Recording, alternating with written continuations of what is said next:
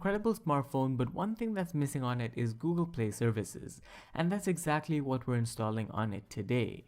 This method works for other Huawei smartphones that do not come with GMS support, and aside from the phone, you're gonna need a USB drive loaded with the files required that you can grab from the description below, and you'll need to copy these files to the root of your USB drive just like so, and you'll also need an adapter or dongle that helps you connect the USB drive to your smartphone.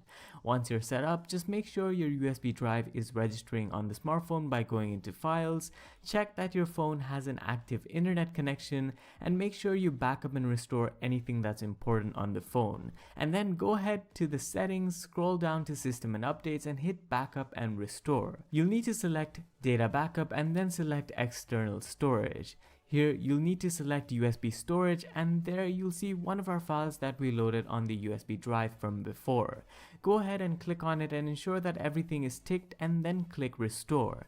It'll prompt you for a password, and that's the exact password you see on screen, so just enter it, and once you do, you can click OK, and it'll take a second or two to install. Now go back to your home page and clear all your background applications. If you scroll through your home page, you'll now see an application with a purple G icon, which you need to open. Once you open it, click on Activate and then click Allow, and you'll see a lot of error messages on screen.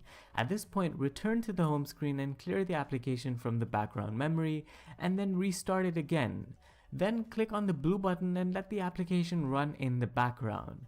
Now go to your files, go back to your USB drive and select Google installation. You're gonna see 9 applications on screen, and at this stage you'll need to install the first 6 applications. Once complete, go into Settings and then select Users and Accounts. Click on Add an Account and you'll see this Google option. Hit OK on the error message and then select Existing. It'll take some time to prepare, and then you can enter your credentials, both email and password. Then click Sign In and Next. At this stage, you'll see the Google account on the phone, and if you plan to add any more Google accounts, or if you have any more, make sure you add them at this stage because you won't be able to do it once you go through with this process. So just keep that in mind. Now you can go ahead and clear your memory, go into Files, select the USB drive, Google installation once again, and then you're going to need to install the 7th application, which is Google Services Framework. Once installed, you'll need to give the phone a bit of time before you start seeing error messages from the Google Play services, and if they get annoying, just put your phone on silent mode. But you'll also see Google Play updating, so just make sure you go through with that. To fix the error messages now, you're gonna need to go into the Google Play Store and search for an application called Device ID by tecno. Once installed, you can go ahead and open the application and you'll see a Google Services Framework or GSFID.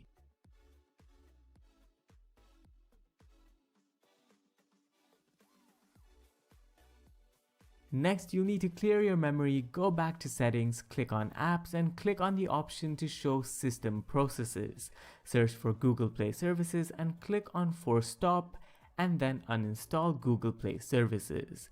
Clear your memory once again and then go into Files, again through your USB drive and into the Google installation folder and install the 8th application on screen. You'll still see the error notification, so go back to your settings, go to your apps, click on Show System Processes and find Google Services Framework. Click on Storage and clear both the cache and the data for Google Services Framework.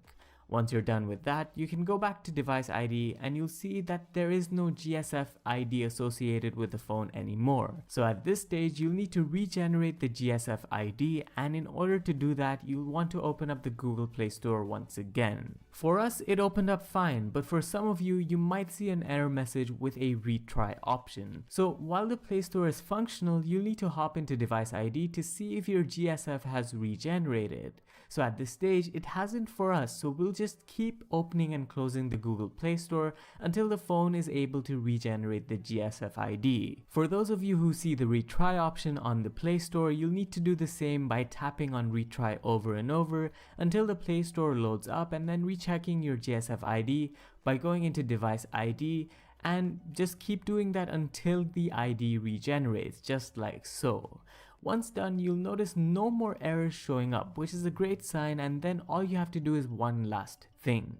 Go back into your settings, Apps, click on Show System Processes, search for Google and click on Google Play Services. You'll need to force stop and then uninstall these. Go back to Files, USB drive, Google installation folder and install the 9th application on that list, which is the last one.